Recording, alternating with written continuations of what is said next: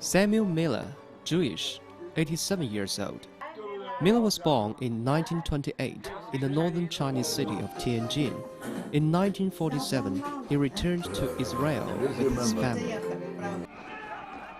In the 1930s and 1940s, during World War II, after Adolf Hitler came to power, the civil rights of Jewish people were gradually deprived, eventually led to Kristallnacht in 1938, marking the beginning of Nazis' annihilation of Jews. At the moment, the only chance of survival for Jewish was to escape. But at that time, Britain, the United States, and other countries had limited immigration policy on Jewish refugees. On the contrary, China opened the door. A large number of Jewish refugees fled into the country. Shanghai, Tianjin, Harbin, and other cities became the harbor of refuge. Miller was one of them. My father came to China in 1905. He came to Harbin. And my mother came to China in 1917 during the time of the Russian Revolution. Many of the Jews from Russia went to China, Harbin. Miller and his wife now live out their old age in Tel Aviv. His wife used to live in Harbin.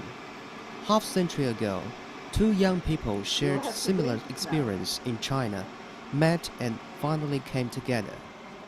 So you have bought all of these cars from China? Yes. Although they have left China for nearly 70 years, but at Miller's house, reminders of China are everywhere. So you always drink Chinese tea with your husband? Yes. Why don't you add some sugar in it? No. Do you drink tea with sugar? No. So why do you want me to drink tea with sugar? So it's our Chinese lifestyle. Yeah? Any of us born, we always remember the city of our birth. I lived 18 years in Tianjin. Surely it affected my life. Surely my association with Chinese affected my life. My love for Chinese food, my understanding of the Chinese people, maybe some of the philosophy of the Chinese people rubbed on off me. Maybe I am half Chinese. I always say, 我是半中国人，半意大利人，半。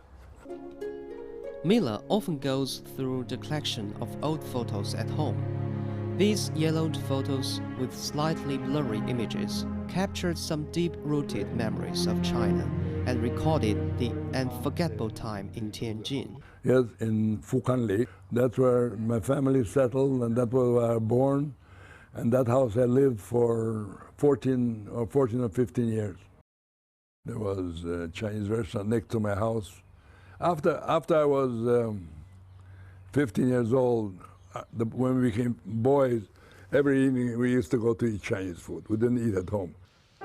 By the end of World War II, more than 3,500 Jewish people had come to Tianjin. The little white building in Tianjin was where Jewish population was concentrated. They settled here, studying, working, living, established a Jewish community in the city. The first hotel in Tianjin was one of the luxury hotels at the time. It became a concentrated accommodation spot for Eastern European Jewish refugees. An old safe is still kept, which used to store valuables for guests. Victoria Cafe once was a classy social place for the Jewish in Tianjin. The streets were not paved and there were no big houses. But in the last 20 years, Tianjin became a very modern city. Jewish people left China in 1948 after the founding of Israel. However, the past experience can never be erased. Since the establishment of Israel-China Friendship Association, Miller and other Jewish who had lived in China get together weekly if they are in the same city and talk to each other, sharing those unforgettable memories together. I left China when I was 16. Israel was something strange, but not China. China was home. When we came here to Israel, with some of our school friends, we used to speak Chinese between ourselves. And made in China, yeah. I cannot forget. China is home for me, and I can't forget because I feel that my roots were there. I was born there just like you. And like I told her, I didn't want to leave. I even asked for a Chinese passport. We all know what we're talking about. You know, the best friends are those that share the same values and the same memories. Because then we understand each other very well, you know? In the war years, Tianjin left deep imprint in the lives of those Jewish people. Now, in times of peace, no matter where they go, the Chinese city that once gave them love and companionship will always be deeply cherished. TJTV World